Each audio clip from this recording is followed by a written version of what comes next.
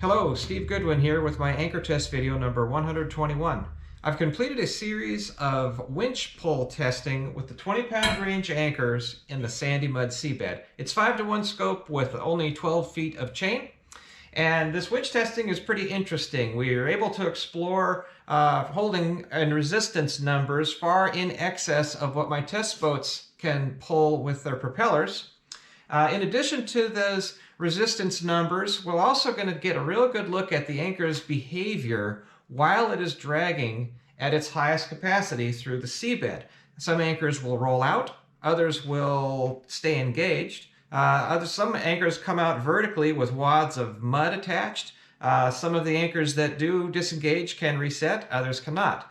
There are a couple anchors, though, that tend not to do any of this unwanted actions, and that is they just stay in the seabed and just produce holding power for a very long distance. So again, in addition to the holding, we'll just look at behavior characteristics of the anchor.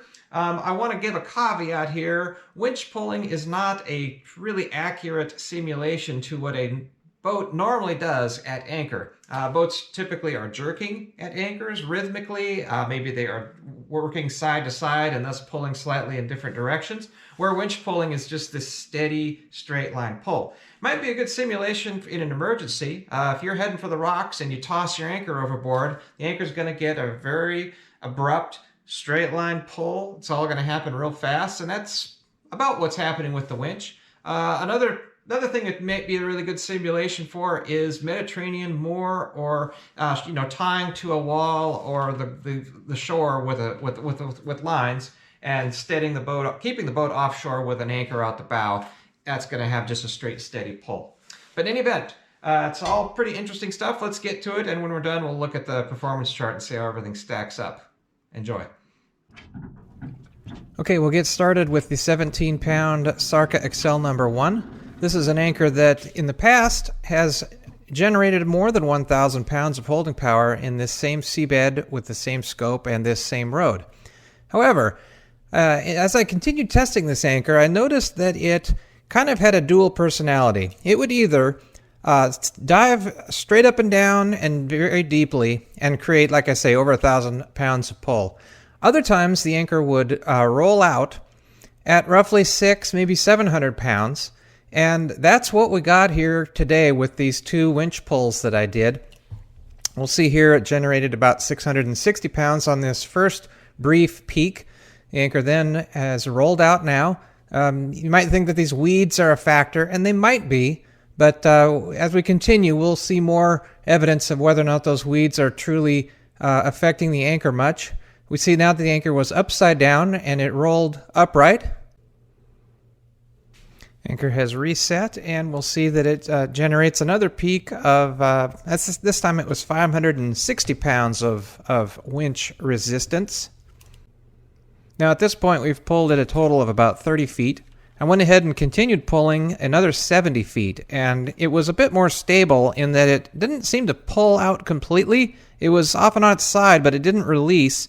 But it didn't make as much holding power when it was upright. It was, varying between 200 and 400 pounds of holding, like I say, for the final 70 feet of this test. The anchor came up with a lot less weed than I was expecting, given what we saw on the bottom. I suppose those remaining weeds were affecting the holding power toward the end of that pull. Here's that same anchor. I gave the 17-pound XL another try. First peak occurred within the first 15 feet, and it was 460 pounds. Did have a bit of a list that I noted. The second 15 feet of winch pulling saw about 500-pound peak, but the anchor rolled out and pretty much released. We're going to see, you can start to see the fluke there. It's not quite upside down, but close. Not a lot of holding power toward the end there. So I went ahead and started pulling on it by hand. You can't see it in the picture, but I'm pulling the boat ahead by just hand over hand on the dead man anchor rod, and they've got very, very little resistance. But this is very interesting, I found. Watch carefully at the anchor. Right there, it just rolled up more upright. I keep pulling it by hand, and I could tell right around in here somewhere it resets. Now you got to think, wow, there's just a massive ball of weed, and there's no way this anchor is going to produce much holding power. Of course, at the time, I didn't know how much weed was on there. So I went ahead and just gave it another winch pull. And sure enough, the anchor sets and creates the most holding power of the whole day for this anchor. So a 670 pound peak. The anchor did release again and then reset. And on retrieval, we see again, not a lot of weed, just a dab of mud there on the toe. Next anchor is a 21 pound XL number 2. It's very similar to the smaller anchor in that it makes its peak resistance in very brief periods, followed by releases and then resets. The first peak was about 630 pounds, followed by a release and a reset. Second peak here was actually the greatest holding of any of these 20-pound range anchors over the course of 2 days. It made 1,750 pounds, but again, it was brief. Just there, I saw 1,754, but it didn't last long. The anchor released right away and reset, and then was followed by a third peak of about 800 pounds, and then a release. But the difference here was no reset. I ended up pulling it hand over hand for quite a while and could not get a reset out of the anchor. I did not have a camera down below for this anchor, so we're just going to have to assume that it was fouled with either mud or weed. But again, lots of pulling, no reset.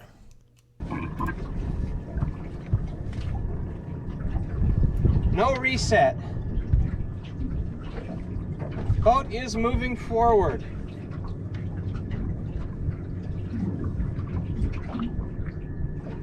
No reset. Not a lot of mud. Just this little bit here.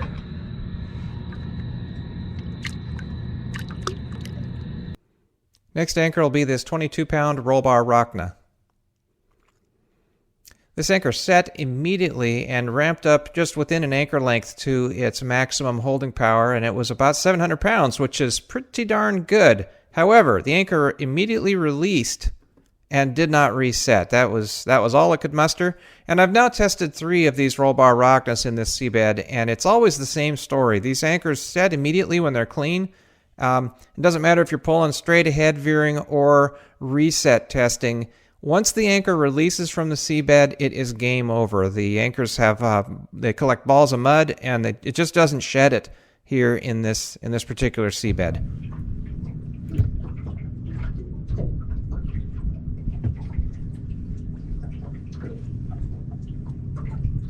No reset. A little bit of resistance. I'm having to pull pretty hard, but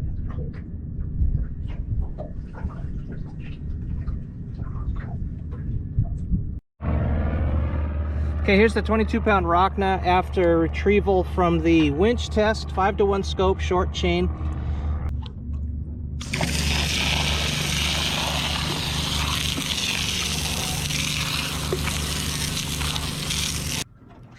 Next is the 17-pound Mantis M1.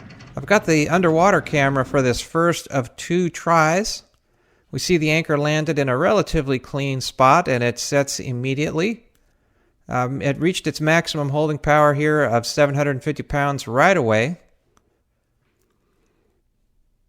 But the anchor released, and I believe it released not in a rolling manner. I think it came straight up at us, and I'm seeing more and more evidence that the scoop anchors do not tend to roll out. They tend to just, when they do release, they just kind of come straight up at you. In any case, once this anchor fully released, it did not reset. I pulled it for at least 30 feet with the winch, followed by a bunch more by hand, and it was clearly fouled there. We see a whole lot of seaweed, but we also noticed when I cleaned it off that there was a wad of mud. I'll mention that for these Mantis M1 anchors, the larger size that I tested, the 45-pounder, I couldn't get it to mud foul at all, where a 13-pound M1 was clearly mud fouling. And this 17-pounder was pretty good at not mud fouling, but I think it might be susceptible to it. And sure enough, when we peek underneath all that seaweed, what do we find? A ball of mud. So I gave the 17-pound M1 another try, and the first short peak was 820 pounds. It released and then reset. Then it had another peak of 590 pounds of winch resistance, and then it released. I then pulled it 50 feet before it reset again, and it made its best holding power. It made 710 pounds. So it does have the ability to reset, but boy, it was a long period in between those two.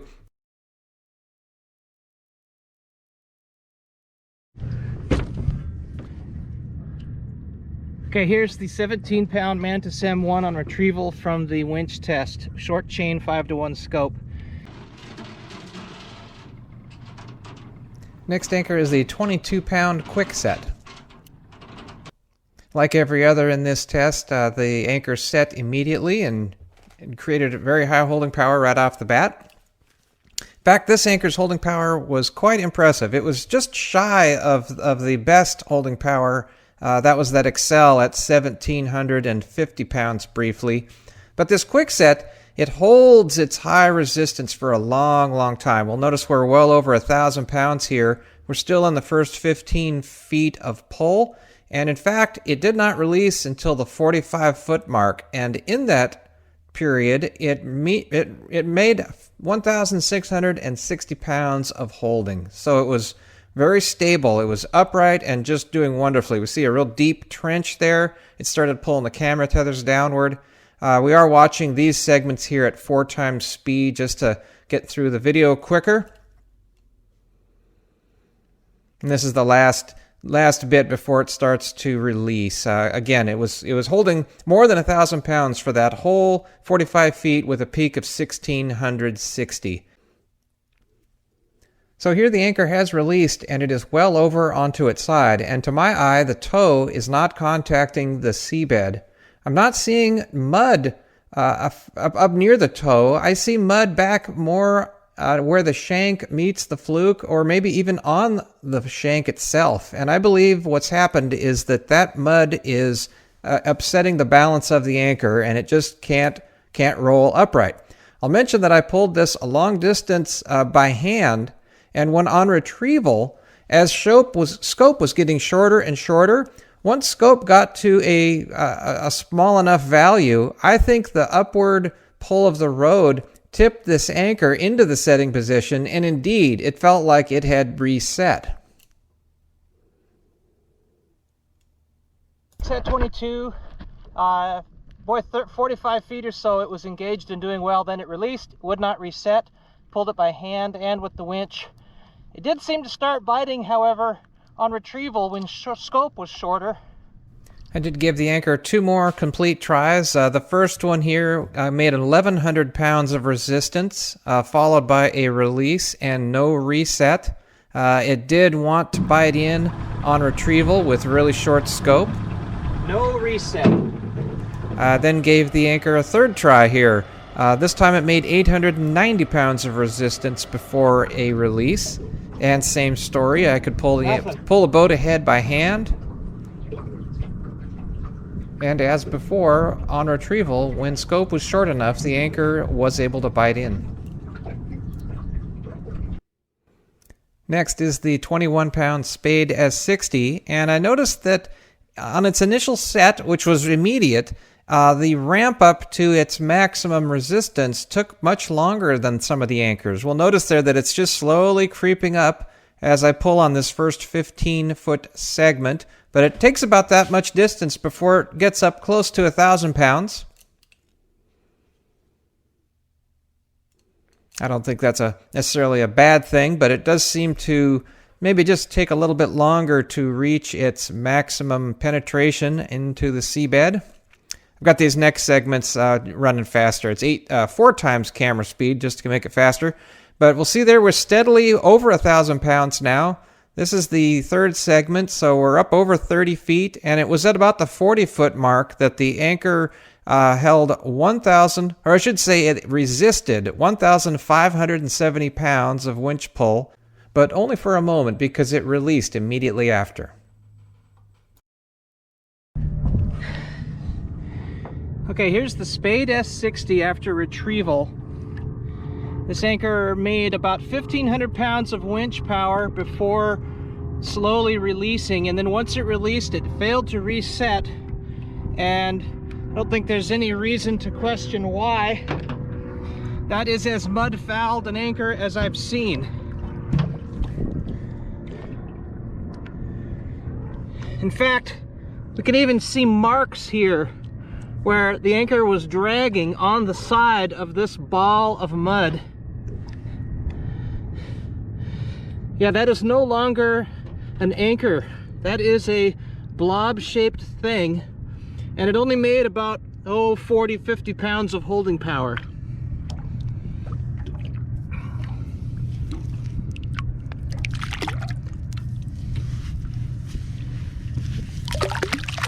This is the first time I've ever had a Spade anchor mud foul and not reset.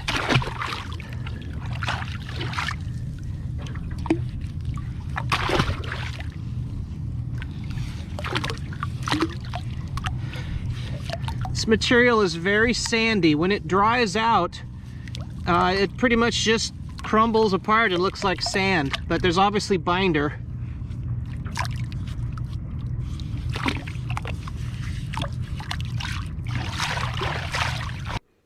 Next is the 21-pound Viking 10. The anchor set right away and made good winch resistance. Somewhere in the first 20 feet or so, it did have a peak of 1,250 pounds.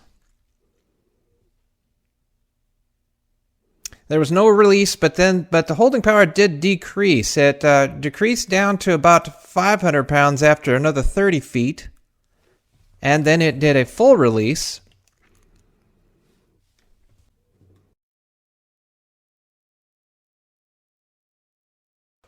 Note in the lower left there, those the readouts 400, 500, sometimes 600 pounds, and that was for quite a while, another 30 feet or so at those values. But it did get a full release here, and there was quite a bit of the time here where there was no resetting whatsoever. We're going to see on retrieval there's a decent sized pile of mud on the toe, so it's probably mud fouled a bit. But I went ahead and kept pulling, and eventually ended up getting a reset. All right, that's no resetting on the Viking 10 with the winch. I can move it ahead by hand slowly. It's quite a bit of effort. That might be a reset. Let me try some motor thrust. I've got the Viking 10 idling ahead, and we are not moving. Tell if we're moving just by this hand. I'm pulling on the dead man road.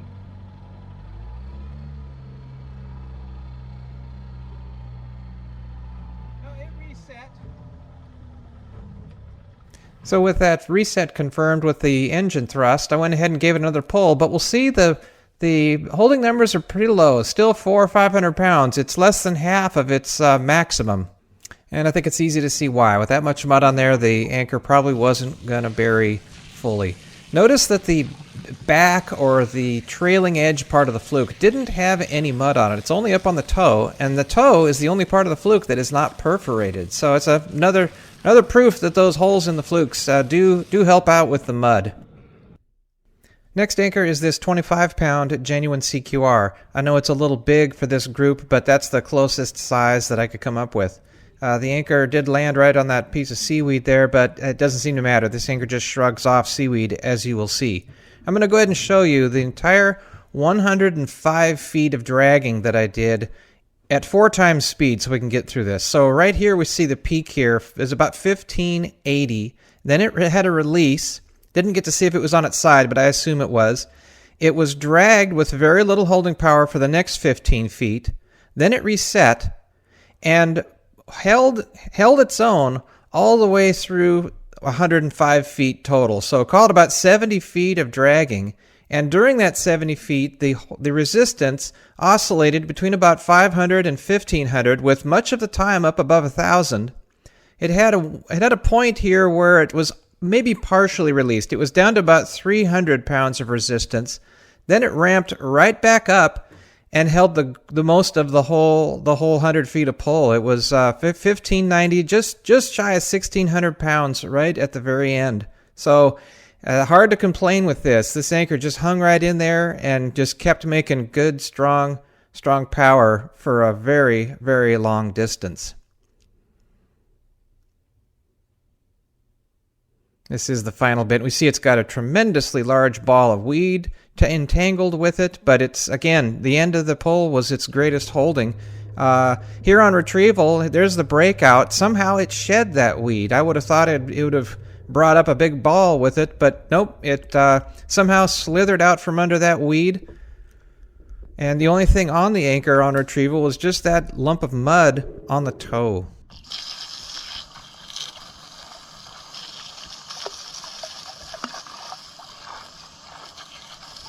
Next is the 17-pound Mantis M2, and I was very impressed by this anchor, not because it had tremendously high resistance numbers, rather it had extremely high reliability. What it did was it was engaged and making good resistance for 85 feet. The resistance varied between about 500 and 1,100 pounds, kind of just slowly oscillated up and down. No sign of releasing for that period. But it did finally release at the 85-foot mark and immediately reset and started making good holding power again. But I was at the end of my rope at that point, so the test was discontinued. I've been showing you all these clips here of all these segments at 4 times speed just to get through it all. Again, it's not fantastically high holding numbers, just real steady, solid, engaged holding. This is a 17-pound anchor, and I've been comparing it to anchors that were much larger, so we'll have to give it credit for that. Here is the final release at the 85-foot mark. I'll be darned. Last few feet, we finally got a release. Maybe I'll just motor ahead and see if we can't see what that does.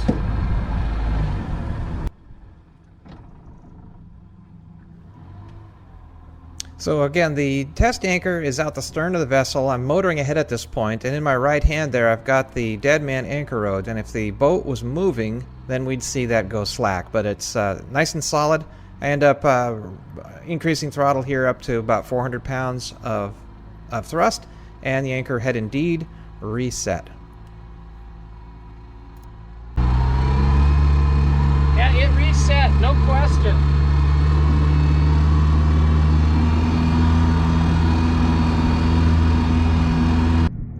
Okay, this is the 17-pound Mantis M2 on Retrieval. Extremely reliable anchor here. The anchor was dragged, I believe it was 75 feet before it disengaged. The holding power was not the greatest of all, but it's quite high. Saw close to 1,000 pounds a couple times.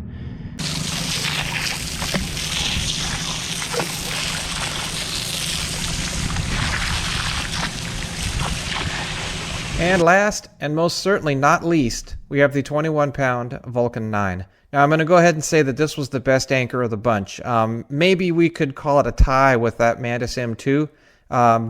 This anchor did make more holding power, or I should say resistance numbers, but it's a bigger anchor. I went ahead and did the math, and if you calculate the resistance per unit anchor weight, it's only slightly better than that M2. Anyway, in any event, I saw a peak for this anchor of 1,500 pounds. The first 65 feet, however, had an average up around 1,000 pounds. And then the final 30 feet was a little bit less. It hovered around 600 pounds with a 950-pound peak. As far as reliability goes, this was the best. It never released. It's the only anchor of the bunch that stayed engaged continuously. It was more than 90 feet. And remember, the Mantis M2 did finally have a very quick release at the 85-foot mark and then did reset. So again, if somebody wants to call it a tie with that Mantis M2, by all means, that would be reasonable. But ultimately, this was the finest in my book due to this absolutely perfect continuous drag without releasing. Okay, here's the Viking 9 on Retrieval. Note that this is the only anchor out of the 8 anchors today that required a a belayed vertical rode with some boat thrust to retrieve. All the others I could lift out or break out by hand. And as a result of this anchor being buried during that retrieval, that vertical retrieval, some of this mud may have packed in here just during that retrieval. So it's a bit of a difference, but in any case, mud or not, this anchor never released. It maintained grip for a very, very long drag, at least 90 feet of winch pulling, maintained good holding.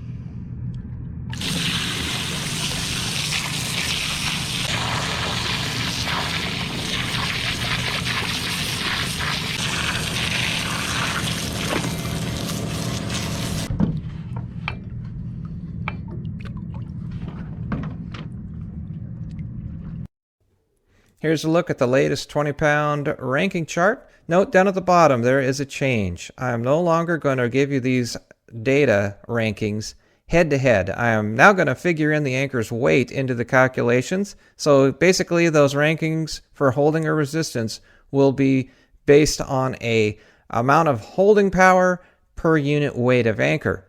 Now there's been a few changes there. I won't go over them. Nothing drastic, but a little bit of a shake-up there. The big news, though, is the Spade S60 consistently over all of my holding power checks for these anchors in that seabed, it is the winner.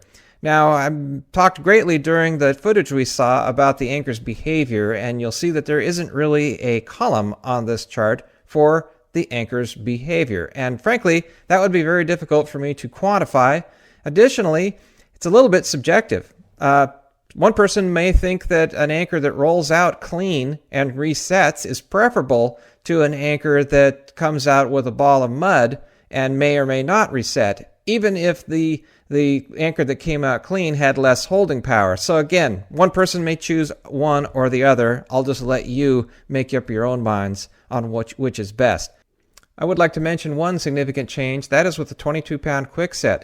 I had previously given that a 5 here in this sandy mud holding column, but that was based on a winch test that contained no chain whatsoever. It was just 3/8 inch Dyneema, and it's my belief that that narrow all-line rode was able to penetrate the seabed better and allow the anchor to dive deeper and make more holding. It was actually a 2,000-pound hold at 5-to-1 scope, no chain. At 8-to-1 scope, the anchor made 2,900 pounds, so very impressive. This certainly deserves more exploration, and in the future I'll do some back-to-back tests with and without chain.